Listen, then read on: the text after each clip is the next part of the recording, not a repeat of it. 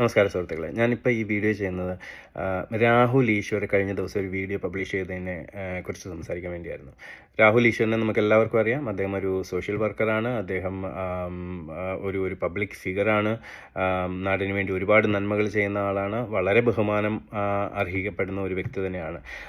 പക്ഷേ ഈ കഴിഞ്ഞ ദിവസം ദീപകിൻ്റെ വീട്ടിൽ കൊണ്ടുപോയിട്ട് ഒരു 3,17,074 രൂപ അടങ്ങുന്ന ഒരു പാക്കറ്റ് കൊണ്ടുപോയി കൊടുക്കുകയും അത് എല്ലാ മീഡിയ അറിയിക്കുകയും മീഡിയക്കാരെല്ലാം വന്നതിൻ്റെ വീഡിയോ ഷൂട്ട് ചെയ്യുകയും അത് പബ്ലിഷ് ചെയ്യുകയൊക്കെ ചെയ്തത്, ആ ഒരു പ്രവൃത്തി സത്യത്തിൽ വേണ്ടിയിരുന്നോ രാഹുൽ ഈശ്വർ? കാരണം താങ്കൾ വളരെ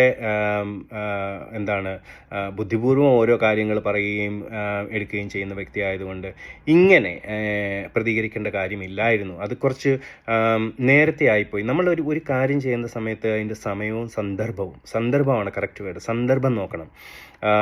ഒരു മകനെ നഷ്ടപ്പെട്ട, ഈ ആകെയുള്ള ഒരു മകനെ നഷ്ടപ്പെട്ട ഒരു അച്ഛൻ്റെയും അമ്മയുടെയും അടുത്താണ് നമ്മളിങ്ങനെ ചെന്ന് ആ പൈസ എന്തായിട്ടാണ് അവർ കാണുന്നത്? ആ മകൻ്റെ ജീവൻ്റെ വിലയായിട്ട് കാണത്തില്ലേ? അതൊക്കെ അംഗീകരിക്കാൻ, അല്ലെങ്കിൽ അതൊക്കെ അക്സെപ്റ്റ് ചെയ്യാനുള്ളൊരു മാനസികാവസ്ഥയിലല്ല പേരൻസ്. അത് വേണ്ടിയിരുന്നില്ല രാഹുൽ ഈശ്വർ. നിങ്ങൾ ഇത്ര ധൃതി പിടിച്ചിട്ട് ഇങ്ങനെ ഒരു കാര്യം ചെയ്യേണ്ട കാര്യമില്ലായിരുന്നു.